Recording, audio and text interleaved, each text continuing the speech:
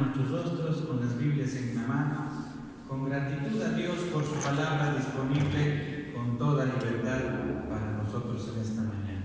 Oremos, por favor, oremos. Amado Padre Celestial, gracias te damos, Señor, porque tenemos tu palabra disponible para cada uno de nosotros. Es una grande bendición en nuestra iglesia.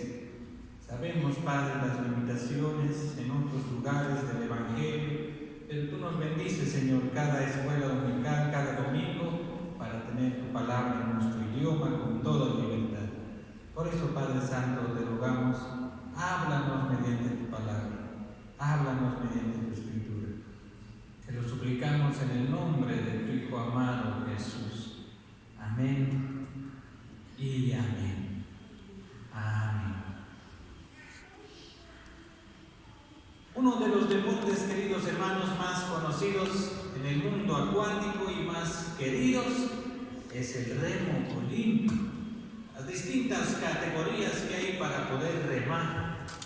¿Alguno de nosotros, hermanos, ha remado alguna vez algún barco? ¿Alguna canoa? Alcen la mano, por favor. Ahí está, muy bien. ¿Una canoa? ¿Un barco? ¿Qué fue lo que remaron? Una canoa, muy bien. ¿Y allá arriba? ¿Alguien? ¿Qué fue el remo que usó, hermano? ¿En qué lo usaron? Doble remo, muy bien, para poder impulsar. Quizás en nuestro país, queridos hermanos, no es muy conocido este deporte, en otros lugares sí. Y desde hace mucho tiempo atrás, antes de que se exista todo el sistema eléctrico para los motores gigantescos en los barcos, antes de que se fabrique todo el motor a combustión y los motores a vapor, gigantescos motores, pues los motores eran compuestos por seres humanos. Y barcas gigantescas, hermanos, en el tiempo antiguo, aproximadamente unos 40 remeros sin parar, tenían que estar en una cierta categoría inferior para poder remar y remar y remar según las indicaciones que se daban en ese tiempo. Se podría decir en las categorías que nosotros conocemos del automóvil, de cuántos cilindros es tu movilidad, de cuántos caballos de fuerza tiene. Normalmente los remeros, hermanos, en ese tiempo antiguo eran de 40, característica de 40 hombres remeros. Y si nosotros preguntáramos en ese tiempo antiguo, en el tiempo del texto bíblico del Nuevo Testamento, si usted quisiera ser un remero, quisiera ser el guía, quisiera estar en otra área del barco, todos en ese momento quizás responderían: no quiero ser remero. Ser remero era el trabajo más duro que había en ese tiempo. Un trabajo que demandaba una fuerza completa, una entrega por completo, en circunstancias muy adversas, en circunstancias muy difíciles. Y ese trabajo, aunque duro y difícil, era muy importante para poder impulsar y también llevar todo lo que sea necesario en todos los lugares, en las rutas marítimas de ese tiempo del Nuevo Testamento, los remeros. Y dentro de los remeros había una categoría que se llamaba los remeros inferiores, los de alto trabajo, y como les dije, especialmente la tradición y la historia dicen que eran 40 remeros que estaban trabajando en esas circunstancias. Cuando nosotros vamos a la palabra de Dios, al libro de 1 Corintios, queridos hermanos, también la Escritura nos menciona sobre alguien muy conocido en su grado apostólico, en su grado de siervo de Dios de ese tiempo, que es el mismísimo apóstol Pablo, que se autodenomina remero inferior. Y vamos a ver en qué circunstancias se escribe esto, hermanos, de 1 Corintios, porque ese es el término que vamos a usar: buenos remeros inferiores del barco de Cristo. Buenos remeros inferiores del barco de Cristo. Mientras van buscando 1 Corintios, debemos recordar, hermanos, que esta carta del apóstol Pablo ha sido escrita aproximadamente en el 55 después de Cristo, cuando en ese tiempo habían este tipo de barcos donde el motor eran estos 40 inferiores, se los conoce así por la categoría inferior, tal vez en el contexto social de ese tiempo. El apóstol Pablo escribe en ese tiempo para poder animar a la iglesia de los hermanos que están en Corinto, la ciudad de Corinto, cosmopolita, a la iglesia en Corinto. Nosotros también como iglesia tenemos casi esa misma forma de llamarnos según el sector geográfico donde estamos, ¿verdad? Los hermanos de la iglesia en Corinto son pues los que estaban viviendo ahí en Corinto. Corinto era la ciudad cosmopolita. En el caso de nosotros, cuando le preguntan a usted, hermano, ¿a qué iglesia asiste? ¿Qué responde? ¿A la iglesia? ¿A la iglesia? Sebastián Pagador, por ahí. Lo más adecuado quizás sea responder a la iglesia que está en Sebastián Pagador o la iglesia en la zona de Villa Pagador, cualquiera de los dos, hermanos, porque esa es la idea. Esa es la idea. La iglesia está en la zona de Sebastián Pagador, Villa Pagador. Y en nuestro caso, aquí de este texto, igual la iglesia de los Corintios, pues era la iglesia que estaba en Corinto, una ciudad cosmopolita, que en ese tiempo del 55 después de Cristo estaba pasando por muchas pruebas, muchas dificultades, mucha división interna en la iglesia, problemas de mucha moralidad, un desorden que estaba pasando, pero el apóstol Pablo, para poder exhortar a ellos, para poder enseñarles duramente lo que dice la palabra, lo que estaba pasando, empieza de forma muy amable a decirles que somos colaboradores de Dios, los siervos de Dios, y en el capítulo que vamos a leer, en el capítulo 4, empieza a enseñar el ministerio de los que han sido llamados por Dios como apóstoles en ese tiempo, un número específico, no se reproduce más en ninguna época de la historia esto. Y dice la palabra, hermanos, así llegamos a 1 Corintios capítulo 4. Dice la Escritura: así pues, téngannos los hombres por servidores de Cristo y administradores de los misterios de Dios. Ahora bien, se requiere de los administradores que cada uno sea hallado fiel. Que cada uno sea hallado fiel. El apóstol Pablo, hermanos, utiliza el término, ténganos, por favor, de los remeros inferiores de Cristo, de aquellos que trabajan tan arduamente en la categoría quizás más baja del esfuerzo y de la categoría laboral de ese tiempo, que eran los remeros. Y a eso se traduce en nuestro contexto ya para nuestro español, en este caso el castellano, por servidores de Cristo y administradores de los misterios de Dios.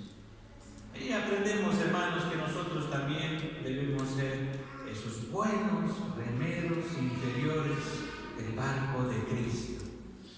Estamos empezando un ciclo de enseñanzas en este tiempo inicial del año sobre la mayordomía.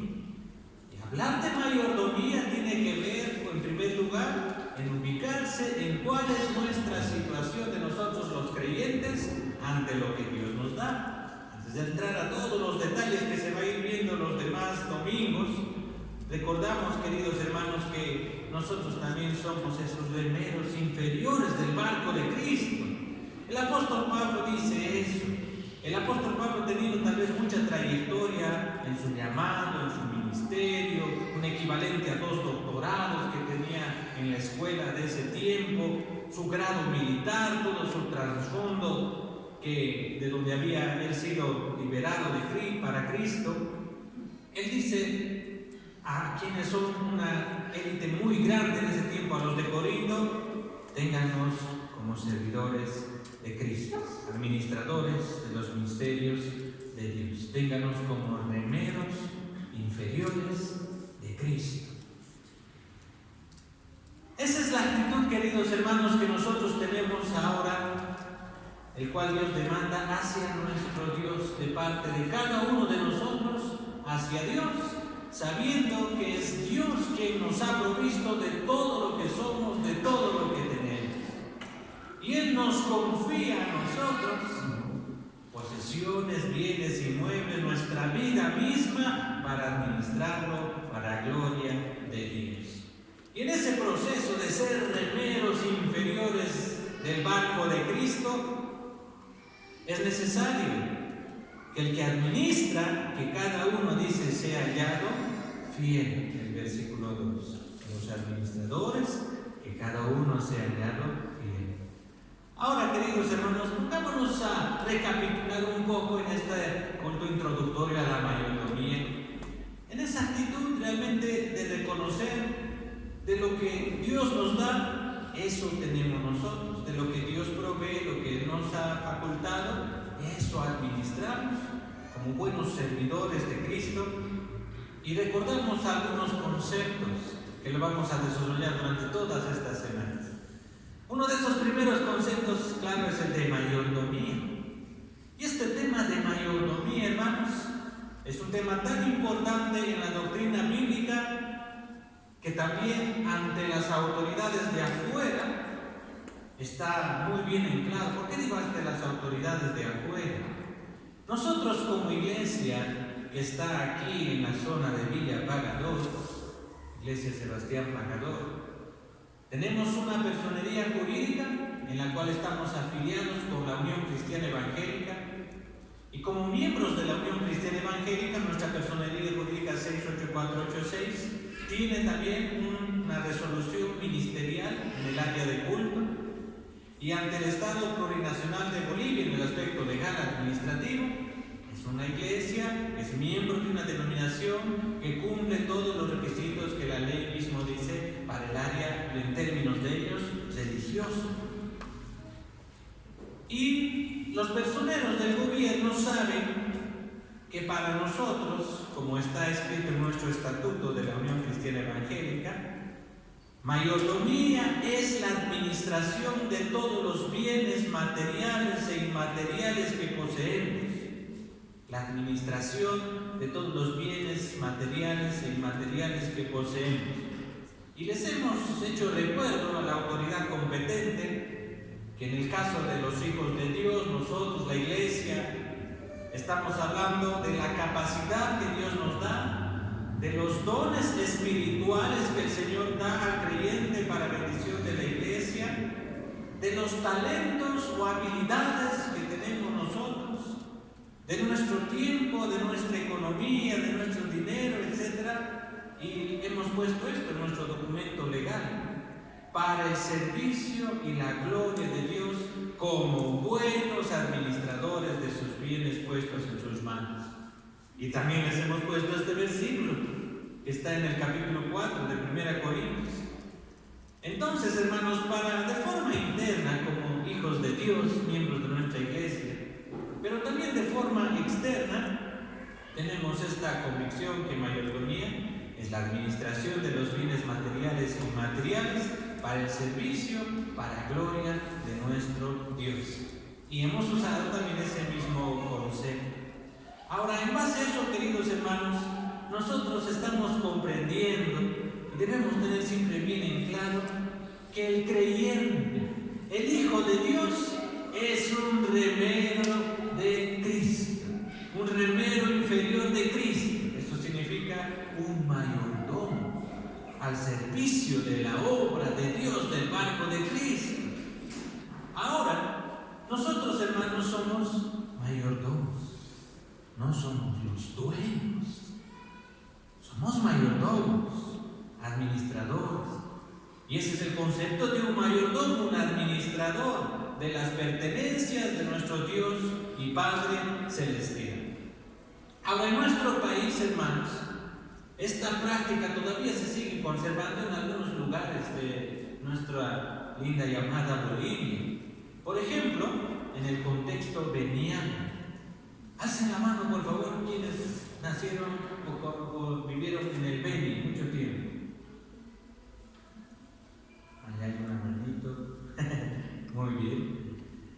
En el contexto del Oriente, hermanos, todavía se maneja muy bien el término de mayordomo en este concepto que tenemos aquí en la palabra de Dios, pero de forma general.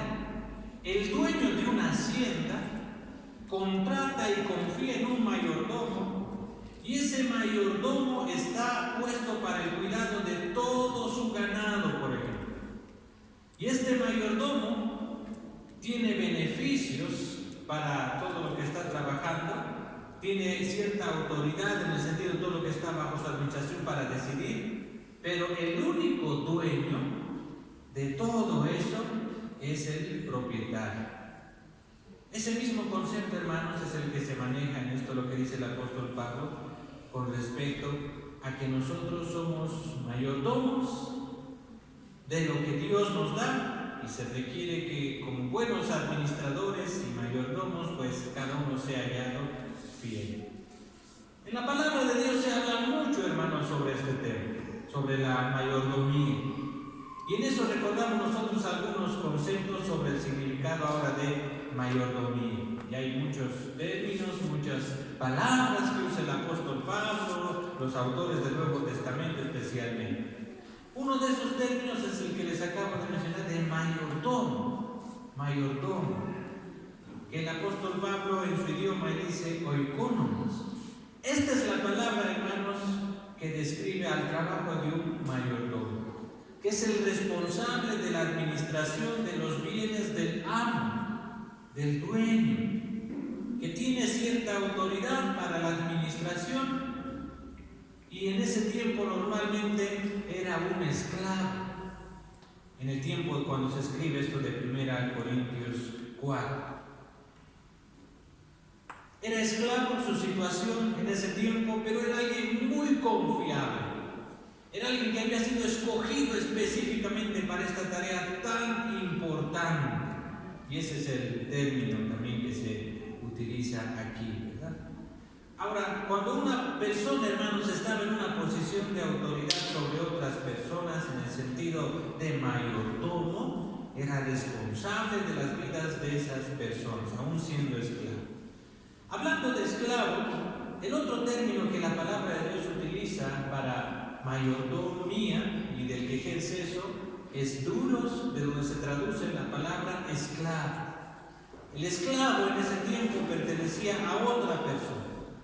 Los mayordomos normalmente eran esclavos, pero no todos los esclavos eran mayordomos. Dentro del grupo de esclavos había uno que era el mayordomo. Ese era otro de los términos que se utiliza en la palabra en los evangelios. Otro término con respecto a mayordomía tiene que ver con el servicio del siervo de Dios, que es doulos. En muchas traducciones esta palabra, hermanos, se traduce como esclavo y siervo. Puede llevar los dos significados, pero más se inclina al tema de siervo, de servicio. De esa palabra de mayordomo viene la palabra mayordomía.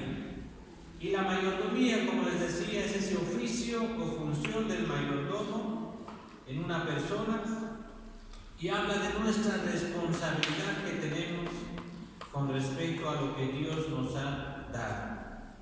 El mayordomo en el tiempo del apóstol Pablo normalmente era un esclavo al cual se le ha confiado la autoridad para administrar y cuidar todo lo que tenía el amo. El mayordomo cuidaba el dinero de su amo, administraba la casa de su amo, administraba los campos de su amo, cuidaba y hacía gestión en el negocio de su amo, cuidaba a los otros esclavos, a los otros siervos, y en algunos casos había cierta clase de mayordomos que también los amos confiaban para la instrucción o la guía de sus hijos.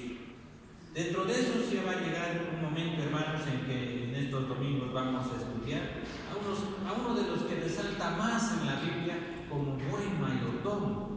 Su nombre es José. ¿Alguien se llama aquí José, hermanos? Hay un José, muy bien. Y vamos a acordarnos en el transcurso de los próximos meses de José, quien es conocido como el buen mayordomo, un buen mayordomo. Nosotros sabemos que José es un buen ejemplo en un contexto tan difícil que tocó servir en la obra del Señor de ese tiempo. Cuando dice aquí la palabra, hermanos, después de reconocer que nosotros somos, la Escritura nos dice que debemos ser buenos remeros del barco de Cristo, También el versículo 2 nos dice que como buenos remeros debemos ser hallados servidores, administradores, hallados fieles a nuestro Señor. La fidelidad, la fidelidad. Y como ven, hermanos, lo que dice el versículo 2 aquí en este capítulo 4, esa fidelidad es hacia Dios. Esa lealtad es hacia nuestro Señor Jesucristo. No debemos confundir, hermanos, que en el tema de administración de nuestros bienes, y luego en el mes de febrero vamos a estar recapitulando más el tema económico y nuestra responsabilidad financiera en lo que Dios nos da. Debemos de recordar siempre, hermanos, que esto de sea hallado fiel es ante nuestro Señor, no ante los ojos humanos, es ante nuestro Señor, es un compromiso para con nuestro Dios. El tema de fidelidad es uno de los pilares más importantes con respecto a la mayordomía. Hacia nuestro Dios estamos hablando, el tema de fidelidad. Nosotros recordamos, hermanos, que Dios nos ha creado a nosotros y el primer día del hombre en el planeta Tierra ya fue puesto para ser mayordomo de lo que Dios le había dado. Nosotros sabemos que el hombre fue creado para poder tener dominio sobre la creación, el hombre fue creado para sojuzgar la tierra, el hombre fue creado para administrar lo que Dios le había confiado. Nosotros nos ponemos a pensar, queridos hermanos, recordando cómo Adán mismo fue puesto en el jardín para cuidar, para administrar, dice Génesis 2:15, lo que Dios le había dado. El tema de fidelidad, hermanos, es tan importante para poder estudiar este tema de mayordomía. Y cada vez que nosotros cantemos, Señor, yo quiero serte fiel, hagámoslo de corazón. Cada vez que digamos nosotros, yo te voy a ser fiel, Señor, pongámonos a pensar en el valor de las palabras que estamos diciendo, que es un compromiso grande con nuestro Dios, el ser fiel a nuestro Dios. Esa fidelidad lo demostramos en la administración de todo lo que poseemos para gloria de Dios. Es interesante que la fidelidad, hermanos, tiene muchas características para ser medido en el contexto laboral. Todos los que saben de administración de recursos humanos saben que hay estrategias profesionales para poder cuidar en el empleado la fidelidad hacia la institución en la que sirve. Las grandes empresas, las grandes instituciones de este mundo toman muy en cuenta este punto específico de la fidelidad. En el caso nuestro, hermanos, es mucho más todavía, porque nosotros trabajamos delante de Dios, porque nosotros estamos en los ojos de nuestro Dios monitoreando todo lo que hacemos. No podemos ocultarnos, no podemos negarnos de lo que hayamos hecho bien o mal, y trabajamos esa fidelidad hacia Dios en todo momento, momentos buenos, momentos adversos, momentos de escasez, momentos de abundancia, y en todo debemos ser hallados, como dice aquí la Escritura en el versículo 2, ser hallado fiel. Aparte de la fidelidad, otro concepto muy importante, hermanos, que está relacionado a este tema, es el tema axiológico. ¿Han escuchado ese concepto de la axiología? Algunos dicen, ¿tiene que ver con las axilas? No se preocupen si se pusieron o no un buen desodorante hoy día. No tiene que ver con las axilas. El asunto axiológico, hermanos, de esa palabra axio significa valores. Los valores. Y hoy en día, como nunca antes, el mundo entero, en el ámbito de instituciones, empresas, está empezando nuevamente a revalorizar los valores de una institución, los valores y la integridad de los seres humanos. Recuerdo la ocasión, hermanos, hace un mes atrás, en que Dios nos dio una grande bendición. Fue una sorpresa muy grande para mi persona y como familia. como siervo de Dios, como quien ha obedecido el llamado de Dios y se ha entregado por completo a la obra de Dios, el que la Universidad Boliviana lo llame para poder hacer un reconocimiento muy especial en coordinación al colegio doctoral, y fue específicamente en este punto de administración.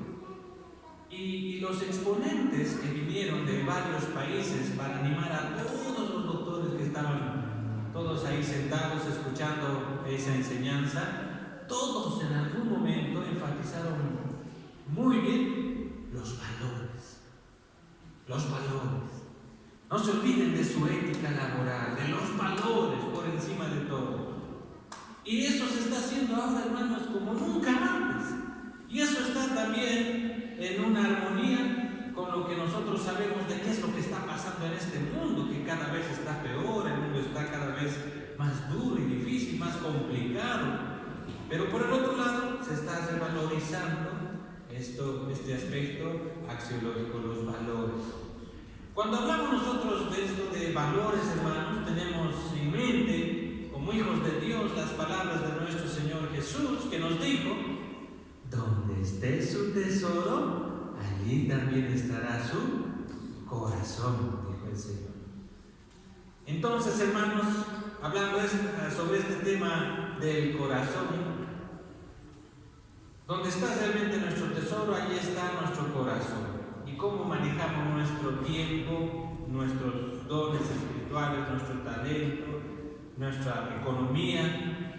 Donde está nuestro tesoro está nuestro corazón, y nuestro corazón, hermanos, debe estar con la mirada puesta en el reino de los cielos, en engrandecer la obra de Dios, en ser fieles a Dios, y Dios derrama su bendición. Dios es también realmente fiel con cada uno de nosotros. Cuando hablamos de nuestros valores, hermanos, sabemos que algunas personas sin Cristo, algunas personas que no conocen mucho de la palabra de Dios, ponen por encima a sus posesiones, a la comunidad, o incluso algunos bienes muebles o inmuebles, etcétera, algunos beneficios por encima de todo eso. Y ahí nosotros debemos un poco reorganizarnos. Sin fidelidad, sin buenos valores, no vamos a poder ser buenos mayordomos. ¿Cuál es el orden que nosotros tenemos, hermanos, según el diseño original en ese punto? Primero Dios, luego la familia. Acuérdense eso, por favor. Primero Dios, luego la familia. Inmediatamente después está la familia. Ay, pues no, pero ¿cómo vas a decir eso? ¿Y la iglesia? Y todavía estamos en la iglesia. Pero ese es el orden divino, hermanos. Primero Dios, luego la familia. Inmediatamente después están todos los quehaceres en este mundo. El trabajo, nuestras ocupaciones diarias y por supuesto el tiempo que invertimos al servicio de la obra de Dios nunca debe ser por encima del cuidado de nuestro hogar, de nuestra familia. Primero Dios, luego la familia. Esos son aspectos muy importantes recordando nuestros valores, queridos hermanos. Nosotros tenemos ese valor de poder, en base al diseño original, cuidar específicamente el orden que Dios ha instituido. Si tomamos en cuenta esos temas, hermanos, vamos a poder nosotros aprender cada vez más sobre esto de mayordomía. Que no nos pase como aquel joven muchacho que recibió una herencia. ¿Sabían ustedes que cuando falleció una persona muy económicamente muy poderosa, dejó una herencia muy especial a sus hijos? Y a uno de sus hijos especialmente le dejó un regalo. Están todos reunidos ahí para poder escuchar ante el juez lo que su papá les había regalado. Los hijos pensaban: a mí me va a tocar esta fortuna, a mí me va a tocar esta otra posesión, a mí estas mansiones, etc. Pero cuando el juez empieza a leer el acta de herencia, dice lo siguiente: a mi hijo yo le dejo mi tesoro más grande que tengo, mi Biblia. Y el juez entrega a su hijo: esta es la herencia de tu papá. Y ese hijo lo recibe con una cara: su Biblia me deja este viejo, y se clama. Y lamentablemente tanto era el orgullo y tan enceguecido estaba esta persona que nunca abrió su Biblia hasta el último día de su vida. Y esta persona murió en la crisis económica por diosera enfermiza más terrible que sus hermanos. Lo que él no sabía es que su papá, para probarlo a su hijo, con mucha sabiduría, había guardado en el interior de su Biblia, al inicio de cada capítulo de la Biblia, una fortuna económica que estaba ahí, entrepapelado, al inicio de Génesis, Éxodo, Levítico, Números, etc. ¿Se dan cuenta de cómo este hijo, al menospreciar la palabra de Dios, también perdió una fortuna económica grande que su papá le había dejado? Por cada libro de la Biblia había ahí una fortuna económica. Pero como nunca lo abrió, despreció la Biblia, se perdió la bendición y se perdió la economía que su papá le había dejado como base para toda su vida. Queridos hermanos, cuando nosotros hablamos de mayordomía, también debemos pensar en esta escena que ha pasado en los hechos de la vida de Jacob. Tenemos nosotros la palabra de Dios, que es un tesoro invaluable. Y por favor, queridos hermanos, a partir de hoy que vamos a empezar a hablar sobre asuntos también económicos, financieros, no lo tome por el lado malo, sino recuerde que la palabra de Dios habla mucho de administración. La Biblia habla mucho de economía. La Biblia habla mucho sobre la administración del dinero en nuestras vidas, en nuestras familias, y por supuesto para el sostenimiento de la obra de Dios. Y la Biblia, siendo un tesoro invaluable para nosotros, nos va a ir enseñando varios principios que vamos a aplicar para la vida diaria. Seamos buenos hijos de Dios Padre y entendamos que en base a la palabra de Dios vamos a ir viendo distintos conceptos financieros, porque la Biblia habla mucho sobre este tema, hermanos, y eso va a ser de mucha bendición para nuestra familia y por supuesto también una bendición para nuestra iglesia. Y cuando llegue la orden, como decía el apóstol Pablo, considérenme por favor, hermanos de Corinto, como uno de los remeros inferiores, uno de los que está trabajando en el barco, remando y remando. Y eso nos recuerda a nosotros que es esa actitud que debemos tener, y cada uno de nosotros somos muy importantes, hermanos, en el barco de Cristo. Debemos cumplir nuestra función. Y si alguno de nosotros no está en ese mismo afán de poder remar en el mismo sentido, eso nos afecta. O nos damos la vuelta y nos vamos al sentido contrario. ¿Dónde está nuestra hermana que ha remado canoa? ¿Tú ves? ¿Qué pasa, hermana, cuando has remado a un solo lado? ¿Podías avanzar directo o giraba tu canoa? ¿Qué opinas? Giraba y giraba su canoa. Así pasa, queridos hermanos, cuando los remeros inferiores de Cristo, en ese caso nosotros, no estamos sincronizados y sintonizados en el mismo remo. Cuando algunos están en otro sentido, el barco ya no va a poder ir así, firme, directo, en una sola dirección. Hasta puede darse la vuelta. Y eso es rápido, así ocurre, hermanos. Yo recuerdo la ocasión cuando estuvimos sirviendo en el campo misionero y navegando por los grandes ríos caudalosos de nuestro país. Teníamos que navegar durante 8 o 10 horas para poder llegar a las aldeas, para hacer las campañas evangelísticas, para llevar la ayuda médica. Y bueno, este quirquincho del corazón misionero podía manejar movilidad, el bueno del volante. Pero cuando le pusieron al barco y al remo, uno hacia un lado, el barco se hacía al otro lado. Y decían, vamos al Quinquinchito a darle la oportunidad, decían, para que pueda navegar. Y la primera vez el barco se dio la vuelta y nos estábamos yendo en sentido contrario. Ya después este Quirquincho, que ahora es Quirquincho Tatú, ya dominaba bien el timón y entendiendo que debemos guardar hasta los más mínimos detalles en el timón, pues el barco iba en la dirección adecuada. De esa misma forma, queridos hermanos, es importante que todos estemos en un mismo sentido. Todos nuestros hermanos y hermanas que conocen del mecanismo de cómo se va haciendo funcionar el motor en el automóvil, el motor en un avión, el motor en un barco, saben que si un solo engranaje se rompe, se agrieta, afecta a todo el mecanismo. Y es tan crucial, hermanos, cuando un pequeño engranaje dentro del motor colapsa, todo el motor colapsa, no se puede avanzar. Y eso es lo que quería también transmitir aquí el apóstol Pablo, cuando él se considera a sí mismo como servidor de Cristo, un remero de Cristo, y que es importante el estar remando hacia un mismo sentido. Y como dice aquí la palabra, hermanos, en el versículo que hemos aprendido, Dios nos dice que seamos buenos servidores de Cristo, buenos remeros del barco de Cristo.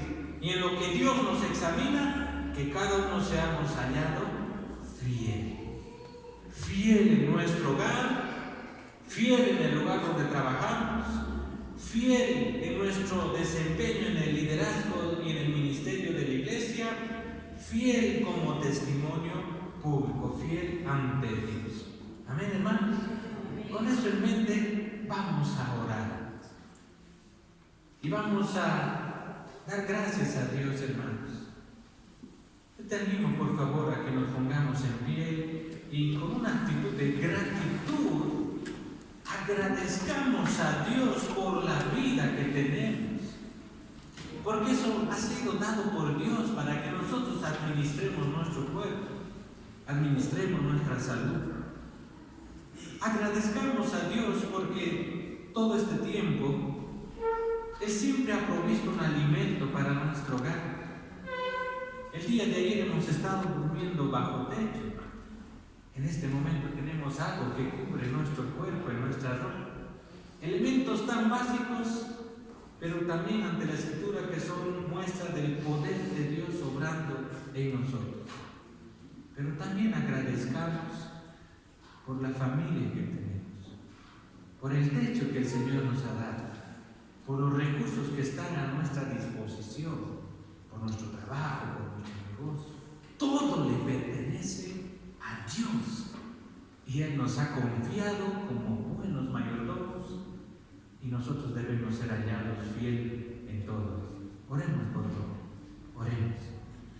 Amado Padre Celestial, gracias te damos, Señor, porque todo lo que somos, todo lo que tenemos, tú lo has provisto, Padre amado. Gracias por darnos la oportunidad de servirte con buena administración. Ayúdanos a ser buenos remeros del barco de Cristo. Que todos, Señor, podamos remar hacia la misma dirección en los objetivos que tiene nuestra iglesia para gloria de tu nombre. Así también, Padre Santo, en tus manos encomendamos, porque tú eres el dueño de todo. Tú eres Dios fiel para cada uno de nuestros hogares.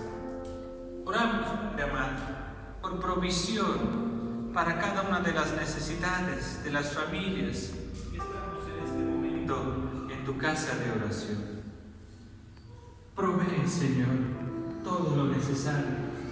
Creemos que tú eres un Dios todopoderoso, Jehová Jireh. Tú proveerás. Oramos, Señor,